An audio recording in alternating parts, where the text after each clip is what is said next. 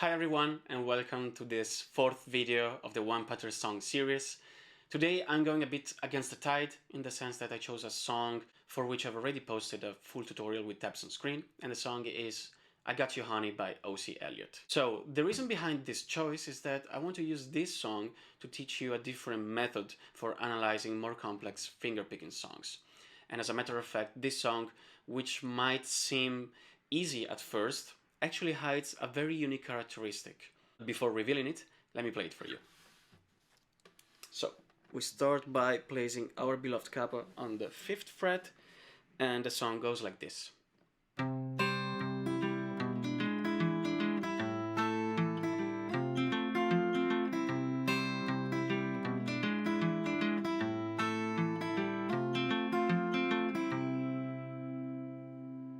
Nice. So let's start by analyzing our 4 chords. We start with this G major chord with the ring finger on the 3rd fret of the 6th string and with the pinky on the 3rd fret of the 1st string. In this case, I'm going to use the ring finger to mute the 5th string, so the result will be like this. Alright? Now, our second chord is a B7 chord that probably you are used to play this way, but in this case we're not going to play the 1st string, so you can forget about your pinky and place your middle finger on the 2nd fret of the 6th string that we're going to use also to mute the 5th string, then index finger on the 1st fret of the 4th string, and then our ring finger on the 2nd fret of the 3rd string. And the result will be like this. Alright, now the 3rd chord is the classic E minor, which I hope doesn't need further explanations. And then our 4th chord is a C major, but with a low G. So instead of playing the C on the 5th string, we're going to use the same finger to play the G on the 3rd fret of the 6th string. And we're going to use that finger to mute the 5th string, also in this case. So the result will be like this. Nice. So now that we have learned all the chords, I can share a trick with you. And this is a trick that you can use with almost all folk songs, and at least for more than 90% of the songs that I covered in my tutorials in this channel, which is to identify the bass line played with the thumb. So let me show you the trick. In the case of this song, the final result is the following.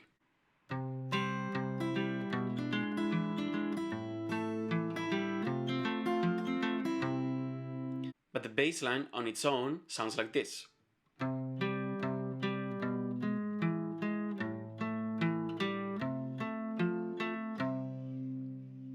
You will see that if you use this trick, it will become way easier to add the extra high notes on top and in between the notes of your bass line. That's what we're going to do in this tutorial.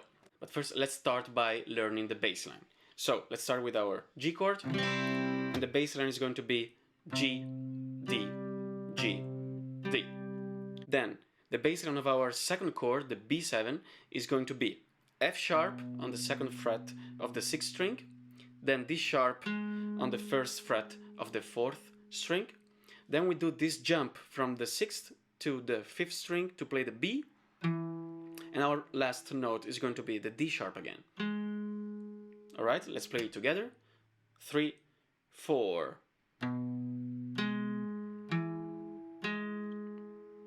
Now let's move on to our 3rd chord, and its bass line is going to be low E, then let's call it higher E, then the B on the 5th string, and then the 4th string open. Let's play it together. 3, 4.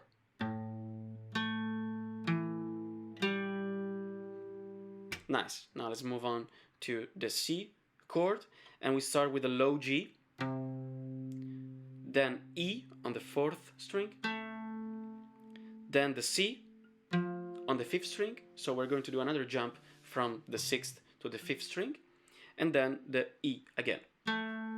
Let's play it together one more time. 3, 4.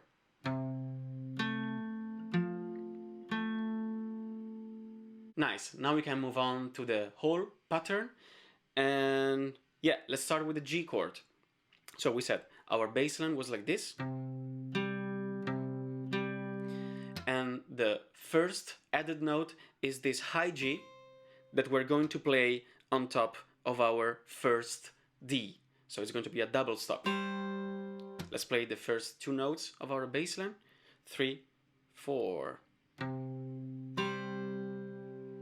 Nice. Then the second added note is going to be the open B string in between our second G and our second D. This way. Let's play this together. 3, 4. Now let's combine the two parts. 3, 4.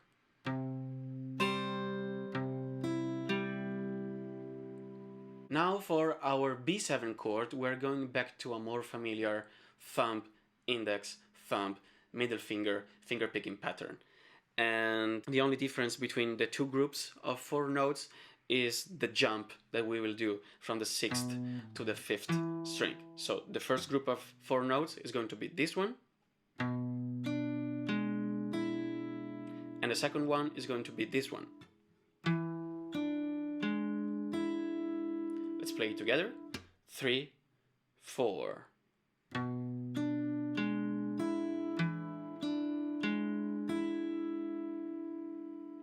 Alright, and there is something that I should have told you before, which is the fingers allocation. We're going to play the bass line with the thumb. Then I personally prefer using my index finger for the notes on the 3rd string, and then the middle finger for the notes on the 2nd and 1st strings. Alright, now let's move on to the finger picking pattern of our 3rd chord, and I remind you the bass line. This way. And the pattern is going to be very similar to what we have played for the G chord. So the first added note is going to be the high E that we're going to play on top of our second E. Okay, so let's play the first 2 notes of our pattern. 3, 4. One more time. 3, 4.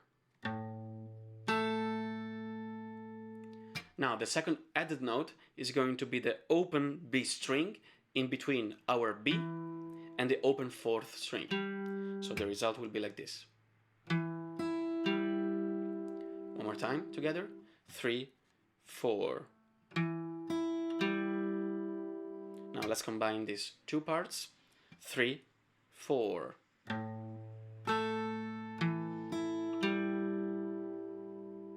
Nice. Now we can move on to our last chord, major chord, and we're going back to the same finger picking pattern we used for the B7 chord. And also in this case we're going to do the jump from the 6th and 5th string.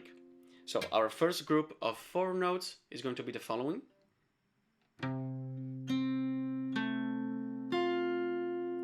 And the second group of 4 notes needs an additional detail, because the second time, instead of playing the high C, we're going to end with the open B string. So the result will be like this. Let's play this together. 3, 4. One more time. 3, 4. Nice. Now let's combine these two groups of 4 notes. 3, 4.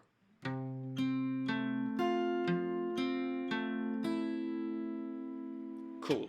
But this chord needs an additional detail. And I don't know if you noticed, but in the passage from the E minor to the C major chord, we hear a note that we're not going to pluck with our right hand, which is the C.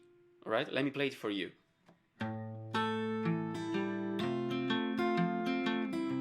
We obtain it because we let the B string ring from our E minor pattern, and we create the ghost note by landing on the 1st fret of the second string in a moment in which we want to play our C major chord pattern. Okay? This is the effect.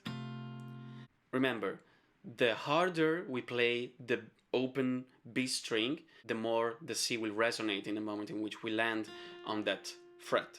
Alright? So, now that we have learned the whole pattern, we can play it together. 3, 4.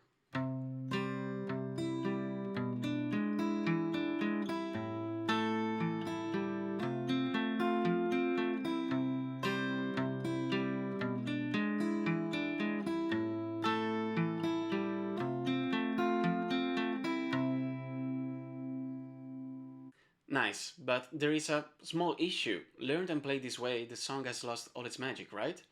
So the question is, what is missing? And what's missing is the swing feel. How to explain this? In more complicated terms, the 16th notes are not played straight, in the sense that they are played with a triplet feel, meaning that each pair of 16th notes is interpreted as the first and third note of a 16th note triplet. Alright? Yeah, in more down-to-earth terms, the second 16th note is delayed a bit. That's what creates the swing effect, or long, short effect. So translated into practice, the song without the swing feel sounds like this.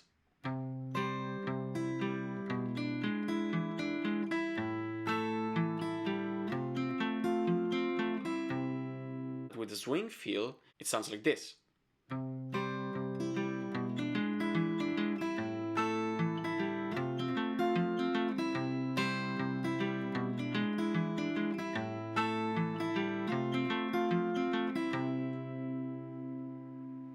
So, if the rhythm isn't clear yet, I suggest practicing the solfege like this. So, if your tempo is...